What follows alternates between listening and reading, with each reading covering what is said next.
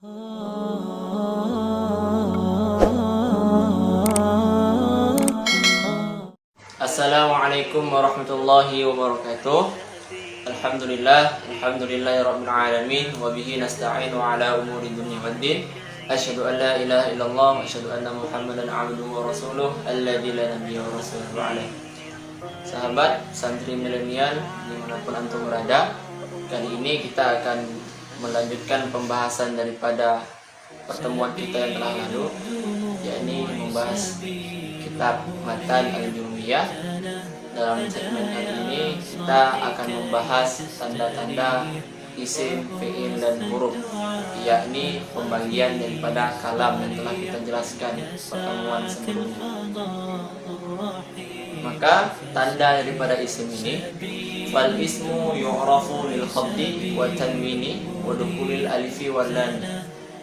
Untuk kita kenalkan, untuk kita tandakan yang mana si isim tadi. Isim dia bisa bertanda ataupun bisa kita ketahui yang pertama dengan barisnya khafat.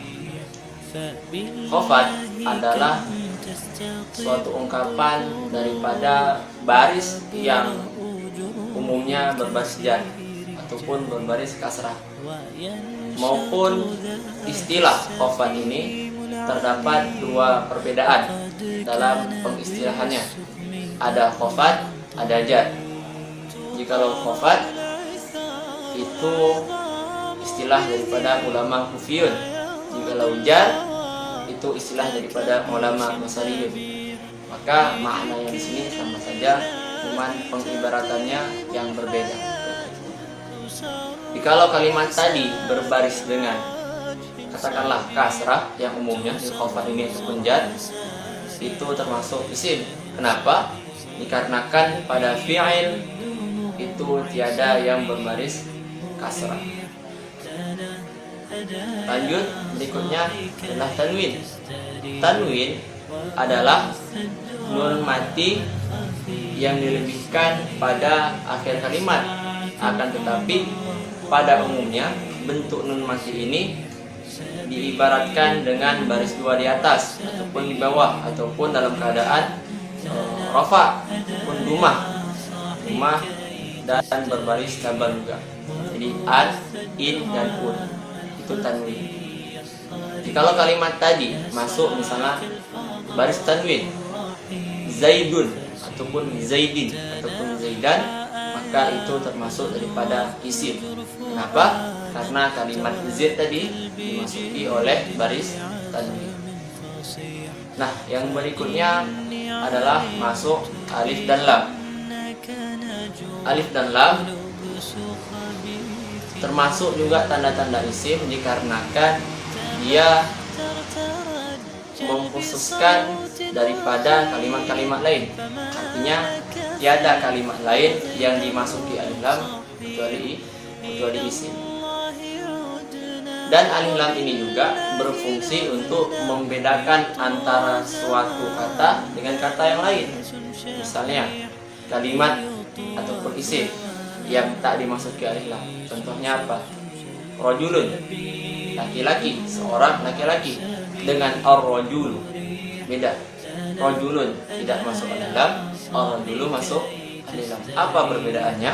Perbedaannya, rajulun tadi kita maknakan seorang laki-laki itu umum, bisa saja Umar, bisa saja si Zaid, bisa saja si Osman, dan lain-lain, tidak terkhusus pada seorang laki-laki. Kalau masuknya alif lam tadi gunanya untuk mengkhususkan orang tadi, individu tadi. Misalnya dibilang ja'a rajulu. Nah, ja'a rajulu terdapat alif lam di situ, maka laki-laki yang datang itu terkhusus, bisa jadi si Umar ataupun terkhusus saja kepada si Zaid, tidak mencakup ketiganya, akan tapi mencakup salah satunya. Termasuk juga huruf taksis. Apa taksis? Mengkhusus suatu kata, baik itu kata sifat, kata benda, ataupun yang lainnya. Dan yang terakhir daripada tanda-tanda isim, yakni adalah masuk huruf khafat. Termasuk huruf khafat. Apa dia huruf khafat? Huruf yang membuat baris akhir daripada isim yang mu'rab, isim yang di'rabkan. Apa isim yang mu'rab? Isim yang bisa merubah baris akhirnya dengan sebab masuk amil di belakangnya. Misalnya Zaidun masuk huruf khafat ataupun huruf jar sama saja. Fi Zaidin tidak bisa lagi fi Zaidun karena telah dimasuki dengan fi. Itu jikalau isimnya mu'rab ataupun bisa berubah baris akhirnya. Jikalau isimnya itu mabni, tidak bisa berubah baris akhirnya walaupun masuk huruf khafat begitu ataupun huruf jar, maka dia tidak bisa berubah. Kenapa? Karena dia mabni. Contohnya fi, huwa isim dhamir ataupun dalam bahasa Inggris itu kata ganti to be begitu. Fi huwa tidak bisa ganti dengan fi hui, tidak bisa karena dia mabni tidak bisa berubah baris akhirnya. Dalam istilah juga khafat ini dengan jar, walaupun diselingkan dia dengan huruf, bukan masalah barisnya lagi, juga sama seperti pengistilahan khafat tadi. Bisa dibilang huruf khafat, bisa dibilang huruf jar, tergantung ibarat daripada pendapat masing-masing ulama nahwu. Ada dia kufiyun, ada dia basriyun. Huruf khafat di sini disebutkan tidak lengkap. Arti kata tidak lengkap di dalam matan ilmiah ini, tidak semua huruf khafat yang masyhur kita kenal ada 19 di kitab Tahrirul Aqwal di pembahagian yang pertama itu ada 19, akan tetapi di sini disebutkan hanya beberapa saja. Kenapa? Dikarenakan huruf khafat ataupun huruf jar yang ada di kitab Tahrirul Aqwal itu masih masuk kepada pembagian huruf-huruf bab-bab yang lain. Misalnya seperti khala, dia juga masuk kepada istisna, nanti ada istisna.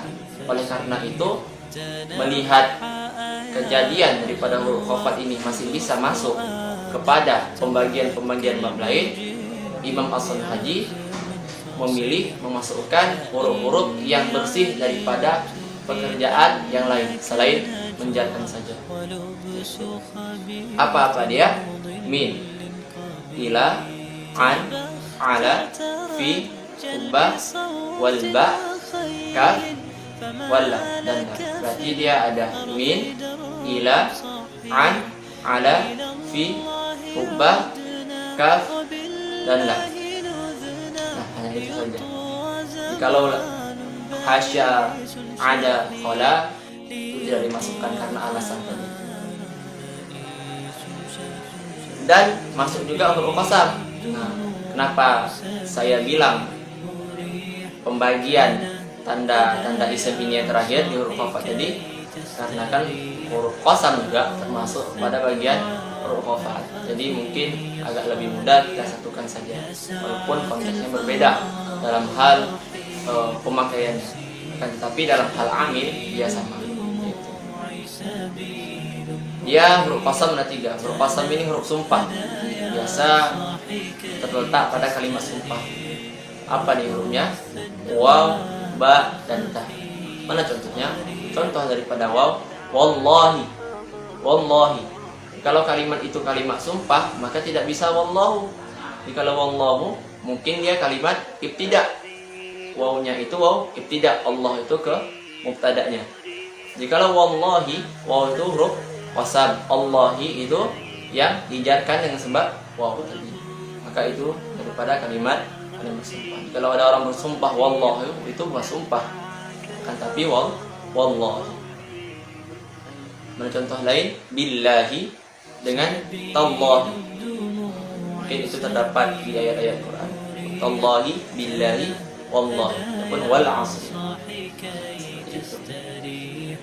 Jadi sudah selesai pembagian daripada isim, kita masuki sekarang pembagian daripada fi'il.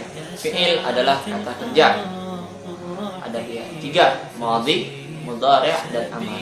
Madhi mengandung zaman, masanya madhi, telah lalu. Mudhari' mengandung zamannya mustakbal dan hal. Kalau amar ya hanya satu, yaitu hal saja. Fi'il tadi rafu biqad wasid wasofa wata'i ta'nis sakinah bisa kita ketahui dengan masuk qad. Mana contohnya? Qad qamatis salatu. Kalau qad tadi masuk pada kalimat yang saya ucapkan tadi, qad qamatis salat, berarti itu berfaedah dia takrib, pun pekerjaan itu telah akan mau dibuat, telah dekat. Itu qad qamatis salat, telah dekatlah salat. Kalau iqamah itu berarti tanda salat mau dimulai. Bisa jadi kalimat itu taklil, qad yakunu, terkadang-kadang maknanya. Itu nanti mungkin kita akan jelaskan di pembahasan kitab-kitab yang syarahnya matan jurumiyah ini. Masuk qad tadi. Ataupun sin, masuk sin. Mana contohnya? Sayaqulu sufaha, sayaqulu. Sin masuk kepada kalimat yaqulu. Ini yaqulunya sudah berarti dia fi'il. Dan faedahnya tadi masuk sin ini berfaedah lebih cepat perbuatan tadi terjadinya itu lebih cepat, akan terjadinya itu lebih cepat dibanding saufa. Nah, sekarang saufa itu perbuatannya agak lebih lambat daripada sin. Masanya sama-sama mustaqbal, akan tapi masa daripada sin ini lebih cepat pengerjaannya daripada saufa. Lebih cepat akan terjadi daripada yang dengan ibarat saufa. Saufa ta'lamun dengan saya yaqulu lebih cepat yaqulu daripada ta'lamun dalam pengerjaannya ataupun dalam kejadiannya. Yang berikutnya adalah ta ta'nis yang sakin. Mana contohnya? Qamat untuk ta'nis, ataupun qalat Aisyah, telah berkatalah Aisyah. Maka itu termasuk ta ta'nis, biasa dialamatkan untuk mutakalimnya perempuan. Yang terakhir adalah huruf. Wal harfu ma la yasluhu ma'ahu dalilul ismi wala dalilul fi'li.